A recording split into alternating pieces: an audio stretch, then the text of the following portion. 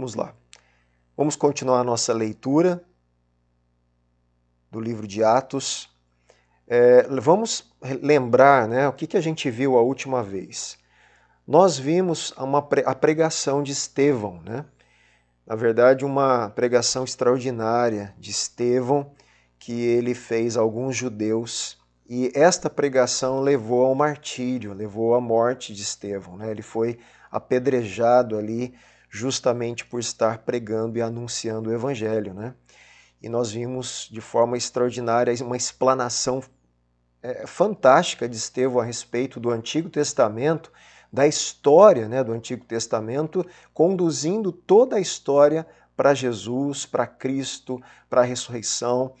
E aquelas pessoas que estavam ouvindo Estevão, endurecidos do coração, ao invés de se converterem, se arrependerem, eles mataram Estevão ali. E a partir da morte de Estevão, a gente vai continuar vendo, se instaura uma perseguição na igreja a partir desse fato, tá bom? Nós vamos continuar então a nossa leitura de hoje em Atos, capítulo 8, do versículo 4 ao 25.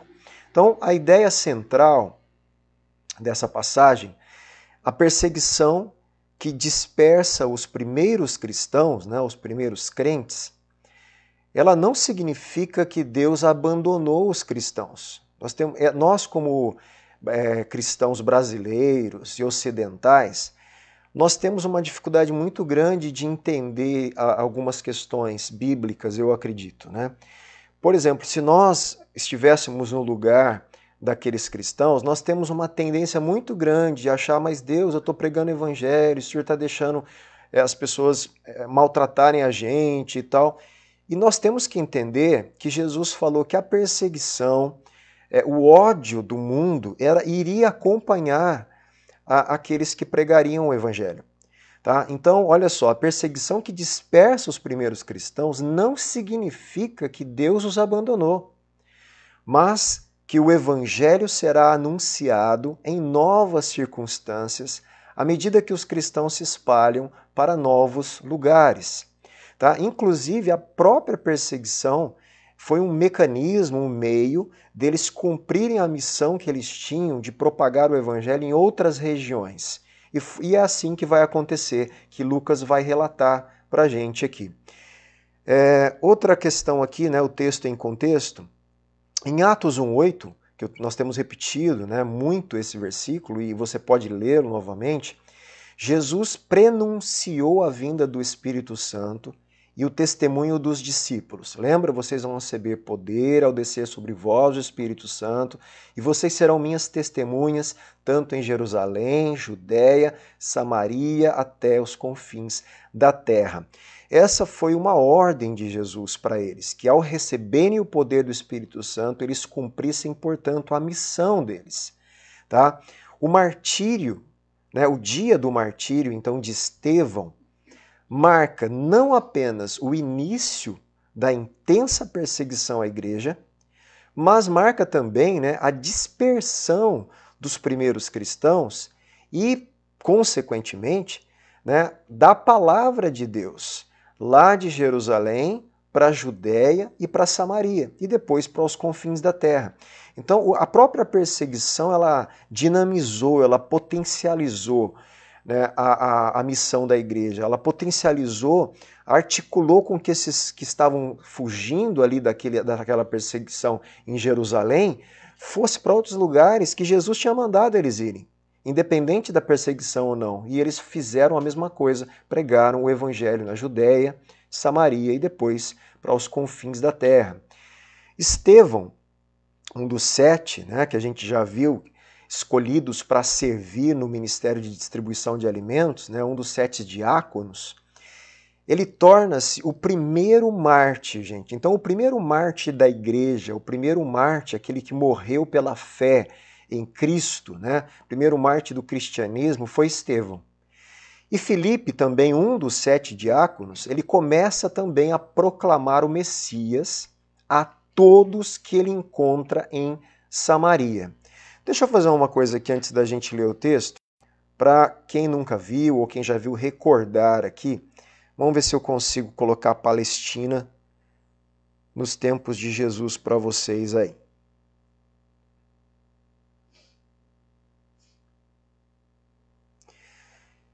Para mim tá pequenininho aqui, eu não abri, mas eu acho só para vocês verem aí.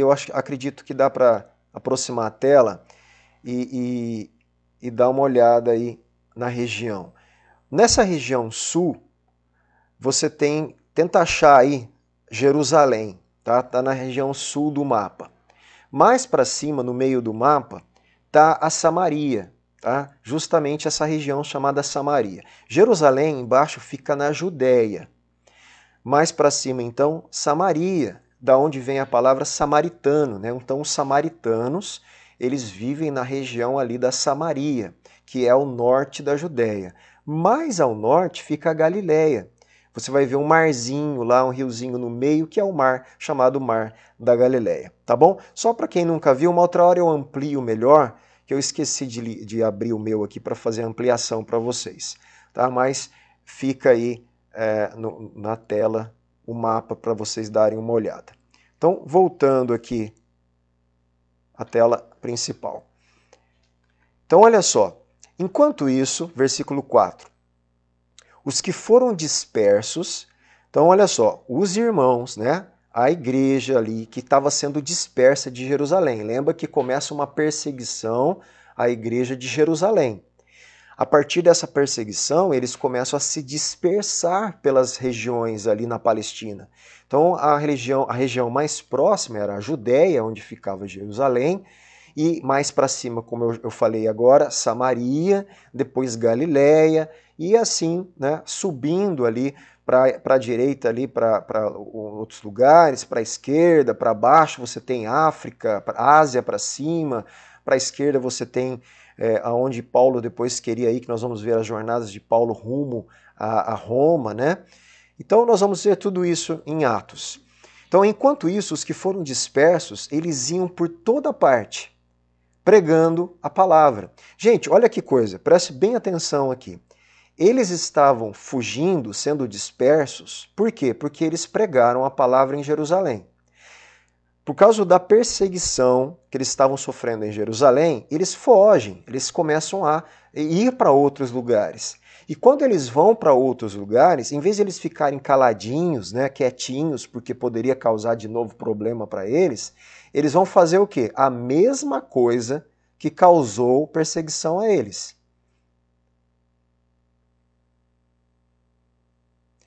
Eles vão fazer a mesma coisa, eles vão pregar a palavra de Deus, se expondo novamente, né, tendo novamente uma possibilidade de eles sofrerem perseguições em outros lugares também. O que esses homens não vão fazer, né, esses cristãos não vão fazer, é deixar de pregar o evangelho. Eles não vão deixar de pregar a palavra de Deus. Então surge aqui uma questão para nós cristãos. O que nós cristãos e nós como igreja não podemos deixar de fazer? Pregar a palavra. Seja qual for a situação da nossa vida ou em qualquer lugar que estejamos, nós temos uma missão. Gente, o livro de Atos vai deixar isso muito claro para a gente, né? E nós precisamos deixar isso entrar no nosso coração. Depois do martírio de Estevão, uma tempestade de perseguição irrompeu contra a igreja. Membros da igreja foram expulsos da cidade e acossados.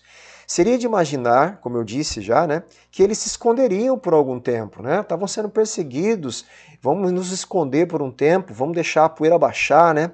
Até que tudo passasse. Ou então que eles mudariam a tática para causar menos ofensa às pessoas. Mas eles não fizeram nada disso. Em vez disso, eles continuam a fazer exatamente as mesmas coisas que fizeram desencadear a perseguição. Proclamam a palavra de Deus com ousadia. Pregam o evangelho aonde eles estão indo, sem temer coisa alguma. E a perseguição, então, gente, leva o evangelho a expandir-se justamente para as regiões, né, que Jesus tinha mandado eles irem, para a Judéia e para a Samaria. Espero que você pegue esses detalhes assim que são muito interessantes. Surge agora, então, a figura de Filipe, né? Filipe, como nós já falamos, junto com Estevão, que já agora morreu, martirizado, Filipe também era um dos 7 diáconos que foram escolhidos, cheios do Espírito Santo, né? Com testemunho na igreja ali de vida, para que servir e cuidar da mesa e da partilha dos pães para as viúvas, né? Esse mesmo Filipe, ele vai agora, por causa da perseguição, ele também vai para outra região. Ele vai para a cidade de Samaria. Olha que interessante.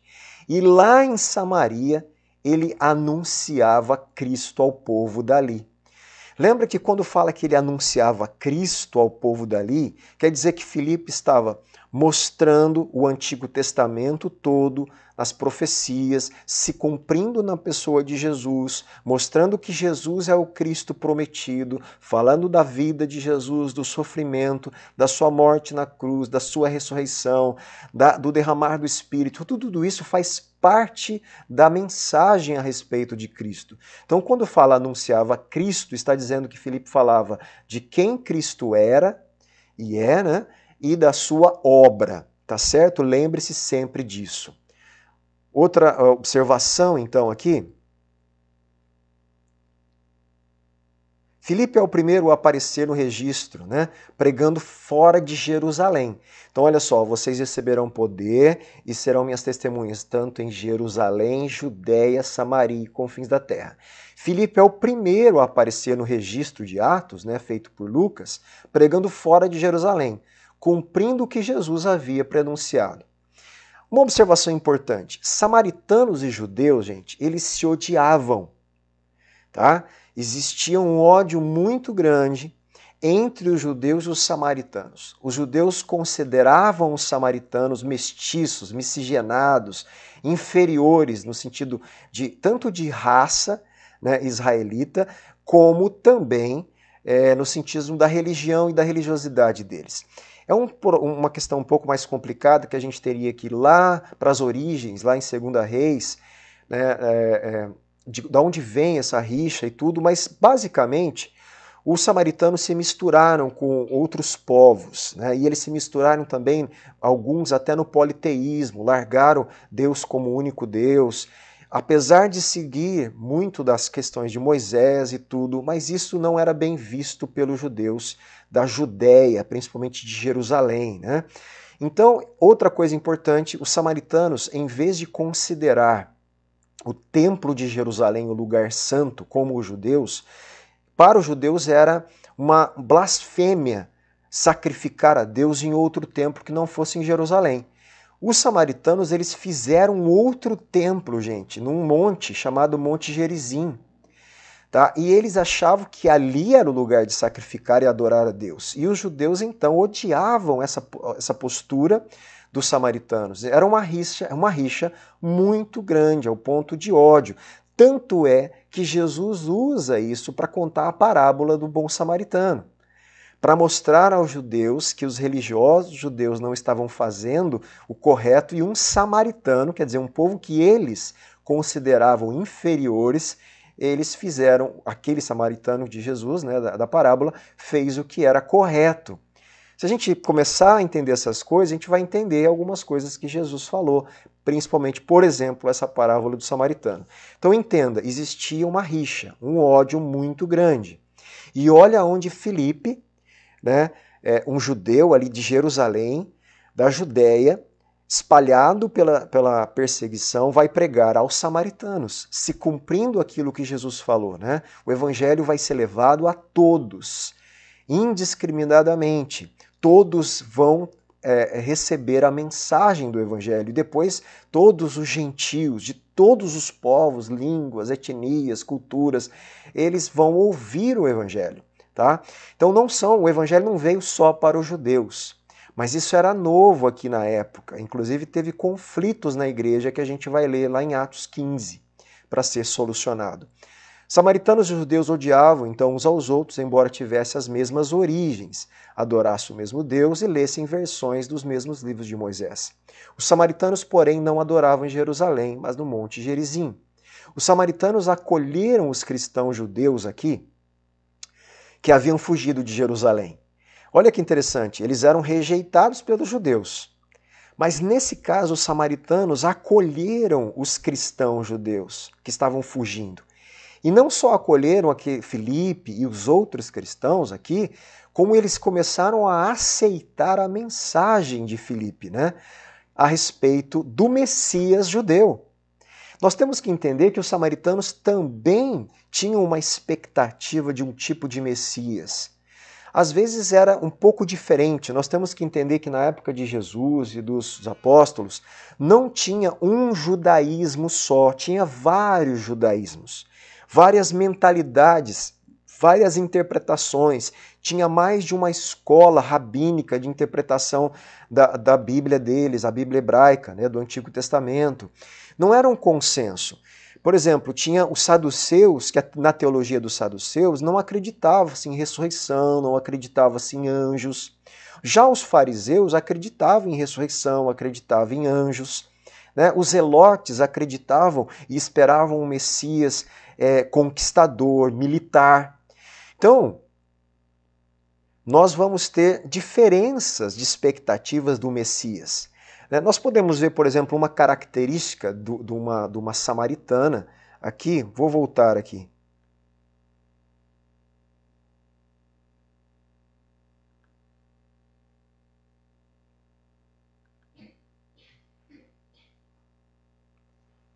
Ó, em João 4,25, né, aquela mulher samaritana que se encontra com Jesus, a mulher ela respondeu para Jesus: eu sei que virá o Messias, chamado Cristo. Olha o que ela fala para Jesus.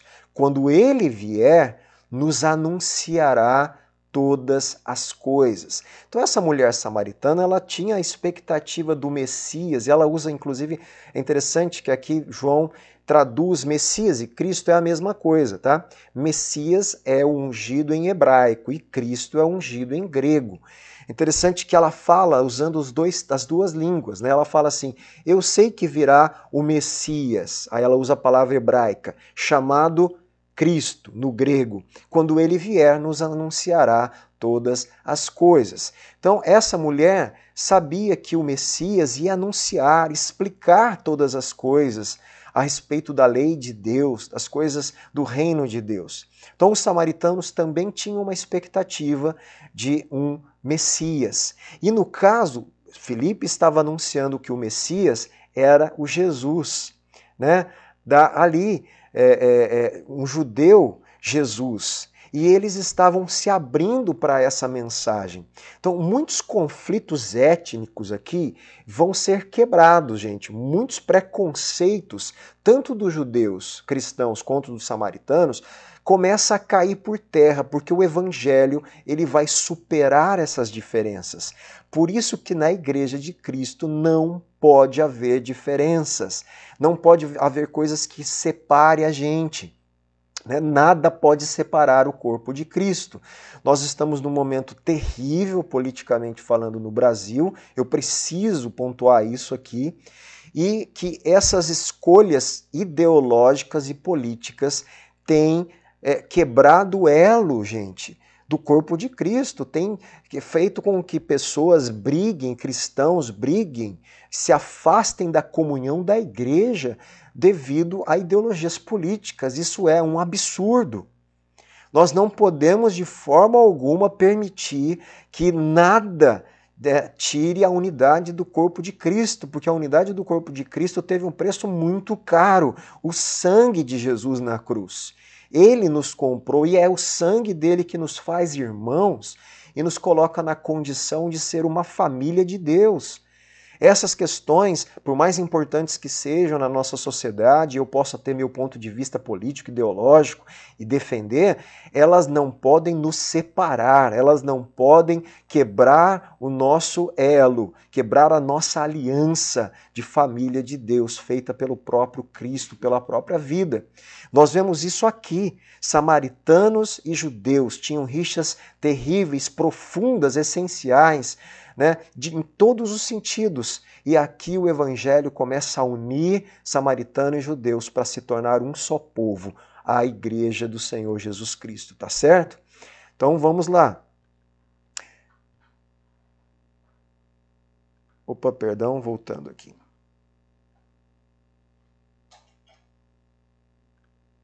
As multidões unânimes davam atenção às coisas que Filipe dizia. ouvindo-as e vendo os sinais que ele fazia. Pois os espíritos imundos, gritando em alta voz, saíam de muitos que estavam possuídos por eles, e muitos paralíticos e coxos foram curados. Olha que beleza, nós estamos falando de um diácono que foi separado para cuidar da mesa da assistência social. Ele está pregando o evangelho, falando do Messias, do Cristo, curando os enfermos, expulsando demônios, levantando paralíticos, coxos, do jeito que os apóstolos fizeram. Nós temos que entender que esses sinais seguem aqueles que pregam o evangelho. Tá? Não era um compromisso de Jesus só com os discípulos, com os apóstolos ali, né? Mas com todos que queriam pregar o evangelho. E houve grande alegria naquela cidade, né? Por causa da pregação do evangelho, por causa dos sinais de Deus ali. Filipe realiza os mesmos sinais que os apóstolos. Isso confirma, né, a sua missão e conquista a alegre atenção dos samaritanos, cujos enfermos são curados. A alegria que é uma expressão de aceitação da mensagem, né, daquilo que Filipe estava levando a eles. Havia naquela cidade, em Samaria, portanto, um homem chamado Simão. Simão praticava, gente, artes mágicas e deixava o povo de Samaria admirado. Olha lá que interessante. Lá em Samaria, já por essa questão que eu falei, né, do politeísmo, da miscigenação dos povos, você percebe que eles estavam muito abertos, suscetíveis a serem enganados por seitas também, inclusive feitiçarias. Então, muitos samaritanos, em vez de adorar somente a Deus, eles foram levados a acreditar em magia. Tá? Olha que interessante aqui. E um desses mágicos aí, desses feiticeiros, era Simão. Ele se dizia, né, ele dizia ser alguém muito importante. E todos lhe davam ouvidos. Então ele era respeitadíssimo na região ali na cidade de Samaria. Do menor ao maior dizendo, olha o que falavam de Simão. Este homem é o poder de Deus. Gente, olha que loucura, né? Este homem é o poder de Deus, chamado o grande poder. Davam atenção a ele porque durante muito tempo os havia impressionado com suas artes mágicas. Simão é identificado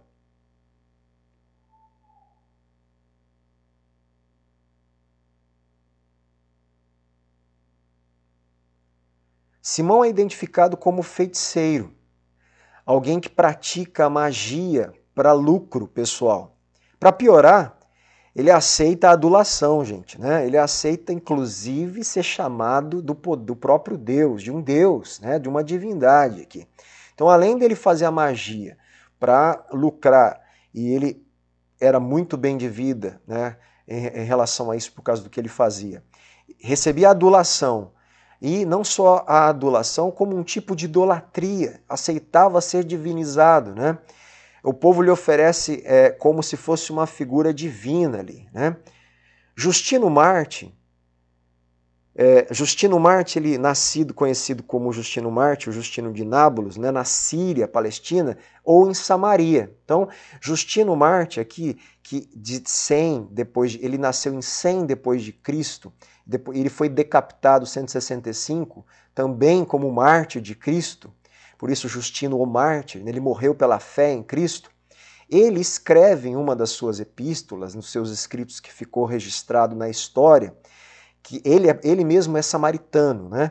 E ele fala o seguinte, relata que quase todos os seus compatriotas veneravam Simão como o mais alto Deus. Então, ele como um samaritano, ele conta num dos registros dele que os samaritanos na época veneravam realmente Simão como se fosse um Deus. A história de seu movimento deixa claro que o grande poder era uma designação samaritana para a divindade suprema.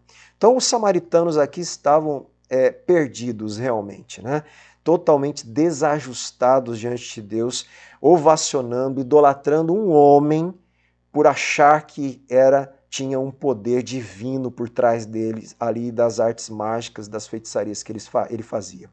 Quando, porém, deram crédito a Filipe, olha lá, que os evangelizava a respeito do reino de Deus e do nome de Jesus Cristo, esses samaritanos eles iam sendo batizados, tanto homens como mulheres. O próprio Simão, gente, abraçou a fé em Cristo, no Evangelho, né, naquilo que ele estava ouvindo.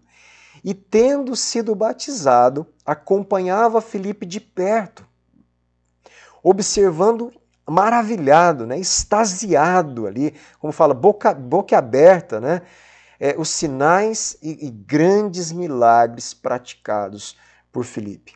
Quando os apóstolos que estavam em Jerusalém, lembra que quem ficou em Jerusalém diante da perseguição, a maioria deles foram os apóstolos, os outros foram dispersos, né? Então os apóstolos, eles estavam em Jerusalém, eles ouviram falar, né? Alguém foi levar as notícias ali, que o povo de Samaria tinha recebido a palavra de Deus. Então quando eles ficam sabendo disso, o que eles fazem? Como base missionária, né? Como uma igreja apostólica que eles eram ali, eles enviam alguém, representante ali, para ir em loco, para saber lá no que estava acontecendo em Samaria. Então, ouvindo que o povo de Samaria tinha recebido a palavra de Deus, enviaram-lhes Pedro e João. Chegando ali, oraram por eles, né? Pedro e João oraram por eles, pelos samaritanos que tinham se convertido. Para quê? Para que recebessem o Espírito Santo, pois o Espírito ainda não havia descido sobre nenhum deles. Então eles já tinham aceitado a Cristo, aceitado o Evangelho, se batizado, mas não tinham recebido ainda o poder do Espírito para serem testemunhas também do Evangelho e pregarem o Evangelho com poder.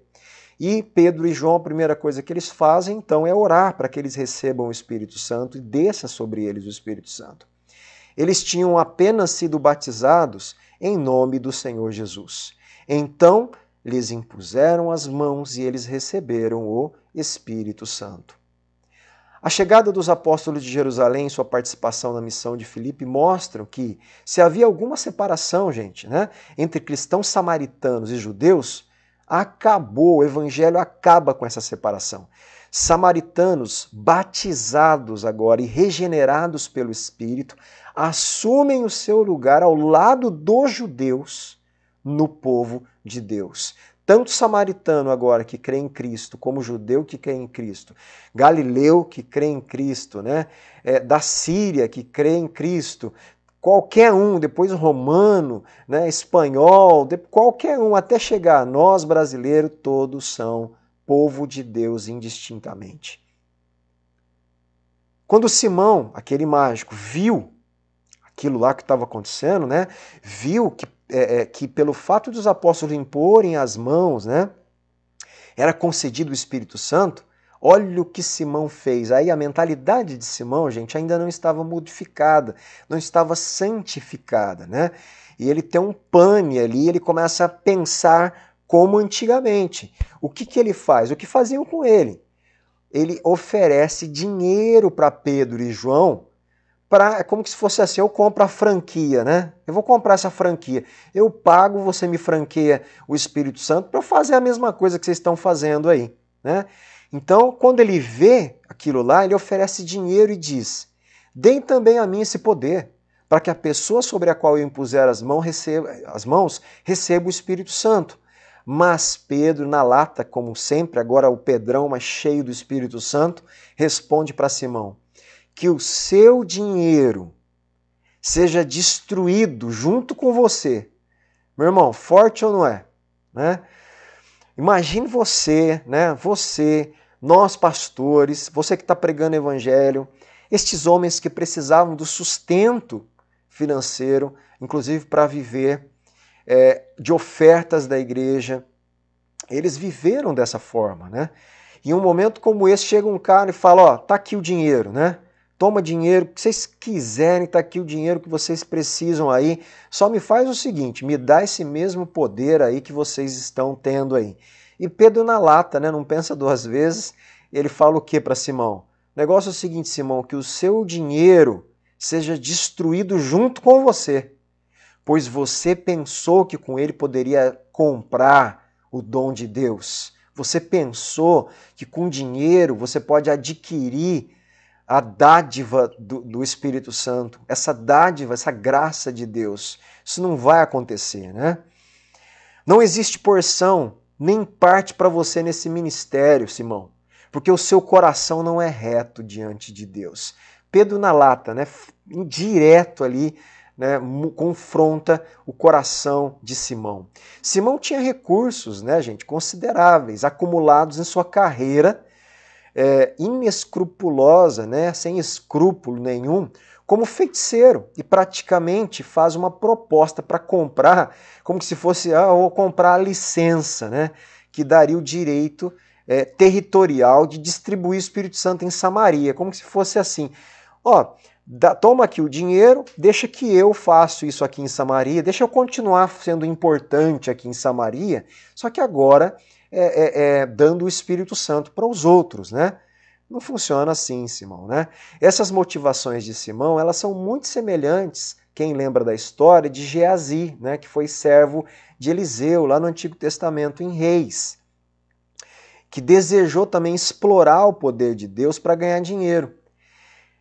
Essa tentativa insensata de subornar os apóstolos destaca que os feitiços de Simão não têm valor algum comparados à experiência inigualável do Espírito Santo.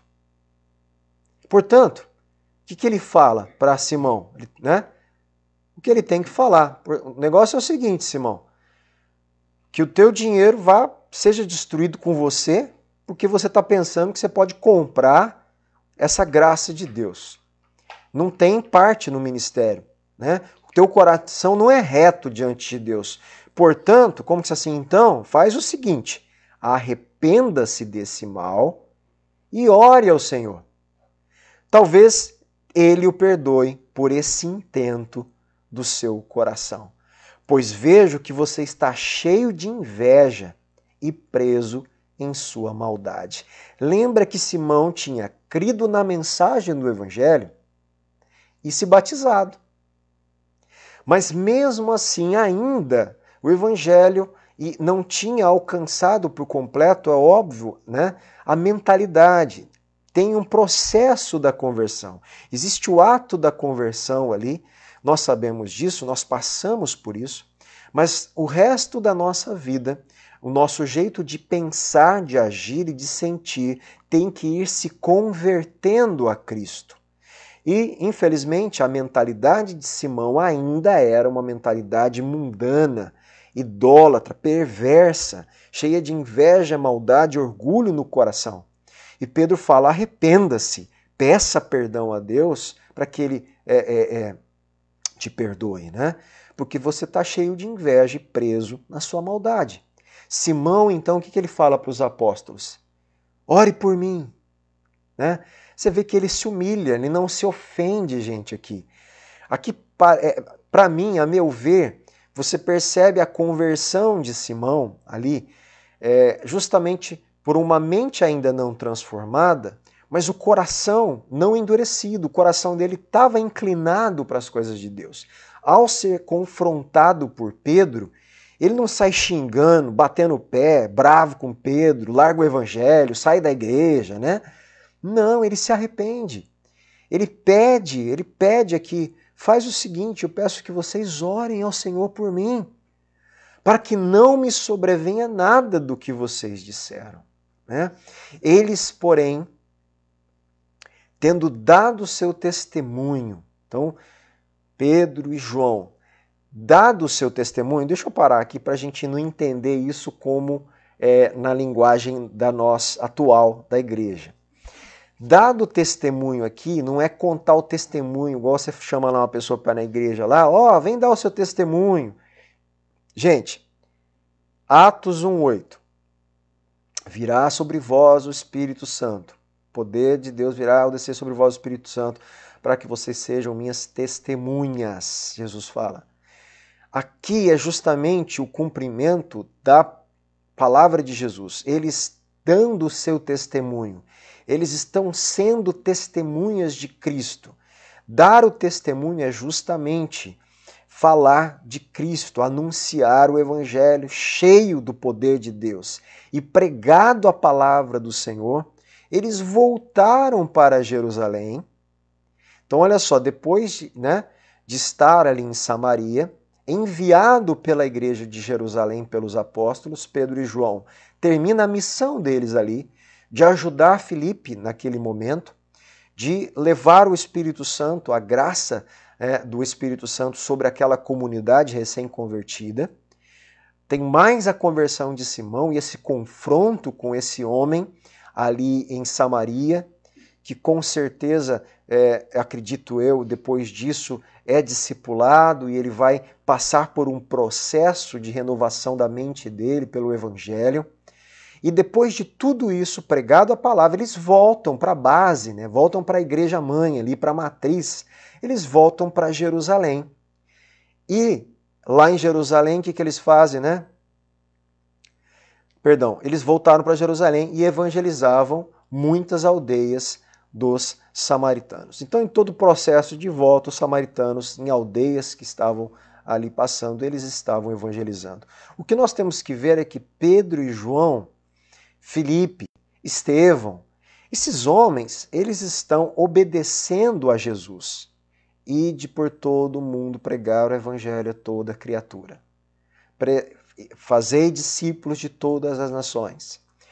Vocês vão receber poder ao descer sobre vós o Espírito Santo e vocês vão ser minhas testemunhas em Jerusalém, Judéia, Samaria e os confins da terra. Esses homens não estão criando programação alternativa na igreja. Eles não estão fazendo um monte de coisa na igreja e esquecendo a pregação do evangelho. Nós temos que lembrar, gente, nós como igrejas, a prioridade nossa é a pregação do evangelho discipulado. Temos que ensinar o Evangelho. E quando eu falo de pregar o Evangelho, eu não estou falando somente de levar o Evangelho para fora da igreja. Esses homens ensinavam o Evangelho na igreja também, nós vamos ver. Paulo, por tantas vezes, reforça a pregação do Evangelho e a respeito das verdades do Evangelho para as igrejas que já tinham sido evangelizadas. É pregar o Evangelho e ensinar o Evangelho, constantemente ensinar o Evangelho, constantemente ensinar a respeito de Cristo, da obra de Cristo, da pessoa de Cristo, que Jesus é o Cristo, Filho de Deus, que Ele morreu, que Ele ressuscitou para salvar todo aquele que nele crê e que Ele vai voltar. E reconcilia todos que têm fé nele com o Deus Criador do céu e da terra. Esse é um testemunho constante da igreja, essa é a missão primária, prioritária da igreja, a minha missão, a sua missão. Nada pode tirar isso do nosso coração à vista da igreja, gente. Então, de novo, para a gente encerrar aqui no versículo 25. Eles, porém, tendo dado seu testemunho e pregado a palavra do Senhor, voltaram para Jerusalém e evangelizavam muitas aldeias dos samaritanos. Lembrando que a rixa entre judeu e samaritano para os cristãos já não podia ter. O evangelho deveria ser levado a eles. Eles deveriam ouvir o evangelho. E esses judeus cristãos, Pedro, João, Filipe e outros, começam então a estender o anúncio do evangelho aos samaritanos. Tá certo? E nós vamos ver que a partir dos samaritanos vai para outras regiões e outras regiões, até as jornadas, as viagens missionárias de Paulo, que depois eu vou mostrar um mapinha para vocês quando a gente conversar sobre elas. Na opinião de alguns, Simão apenas fingiu se converter ao receber o batismo. Nada indica, porém, que ele foi insincero, mas sua tentativa de simonia, termo derivado desse incidente e usado em referência à compra ou venda de cargos ou poder dentro da igreja, dá a entender que sua conversão foi incompleta. Então eu não acredito que foi uma falsa conversão, eu acredito que fazia parte do processo. Essa palavrinha é interessante, tá? Essa palavrinha é usada na história da igreja. Simonia vem justamente de Simão, desse evento de Simão. Toda vez que as pessoas na igreja, na história da igreja romana, inclusive, né, na época do período medieval, que as pessoas compravam cargos na igreja, né, uma pessoa rica ou não rica, né, queria um cargo, ou então patrocinado por um rico porque ele queria ter influência dentro da igreja. Então ele pagava para que alguém ocupasse um cargo eclesiástico, sacerdotal. Isso foi chamado simonia, tá? Um pecado aí, então, de vender cargos eclesiásticos por causa de influência diante de oferta financeira. E esse termo simonia vem justamente por causa desse evento com Simão.